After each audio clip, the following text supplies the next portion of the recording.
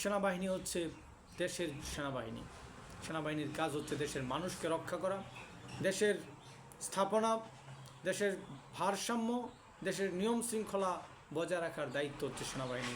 5ই August 2024 সালে কোটা আন্দোলনে সেনাপ্রধান জেনারেল ওয়াকারুজ্জামান যে বিপ্লবী এবং সাহসী ভূমিকা রেখেছেন, তার জন্য আমি মনে করি সেনাপ্রধান জেনারেল ওয়াকারুজ্জামানকে 1000 বার স্যালুট দেওয়া উচিত, তাকে পুরস্কৃত করা উচিত।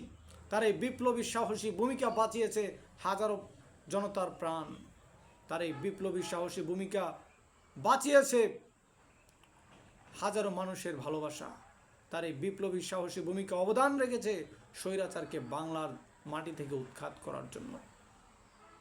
এই হচ্ছে সেনাবাহিনী, যেই সেনাবাহিনী দেশের সেনাবাহিনী, যেই সেনাবাহিনী জনগণের সেনাবাহিনী, যেই সেনাবাহিনী স্বৈরাচারের বিরুদ্ধে অবস্থান নেয়। এই সেনাবাহিনীর পাশে আমাদের থাকতে হবে। সেনাবাহিনীর কাজ হচ্ছে দেশের মানুষকে রক্ষা করা, সেনাবাহিনীর কাজ হচ্ছে শান্তি প্রতিষ্ঠা করা, সেনাবাহিনীর কাজ হচ্ছে দেশের অভ্যন্তরীণ নিয়ম শৃঙ্খলা সবসময় সমুন্নত রাখা, বজায় রাখা। যে সেনাবাহিনী স্বৈরাচারের বিরুদ্ধে অবস্থান নিয়েছে, এই সেনাবাহিনী দ্বারাই সম্ভব।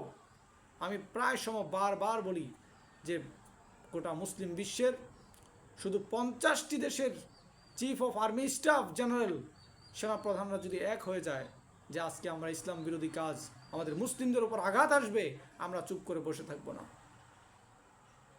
তারা যদি এই সাহসী ভূমিকায় যদি তারা এক হতে পারে, তাহলে মুসলিম বিশ্বের মধ্যে কোনো সংকট থাকবে না, কোনো বিচার বহির্ভূত হত্যা থাকবে না, কোনো জরুরি অবস্থার প্রয়োজন হবে না, কোনো অর্থনৈতিক মন্দা, কোনো অর্থনৈতিক সংকট থাকবে না বলে আমি জুবায়ের আহমেদ মনে করি।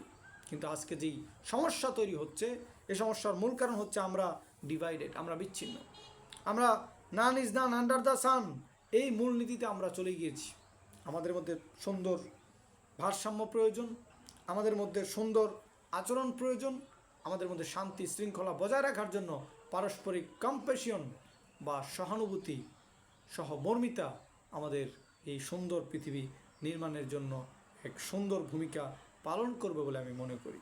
কিন্তু আজকে অত্যন্ত দুঃখের সাথে জানাতে হয় যে আমরা ডিভাইডেড হয়ে গেছি।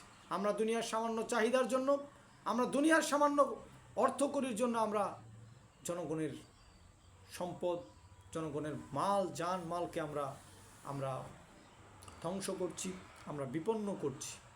তাই আসুন আমাদের শুভবুদ্ধির উদয় হোক, আমাদের অ্যাওয়ারনেস হোক, সুন্দর জাগ্রত বোধ হোক, আমাদের মধ্যে শুভবুদ্ধির উদয় হবে, একটি সুন্দর পরিবেশ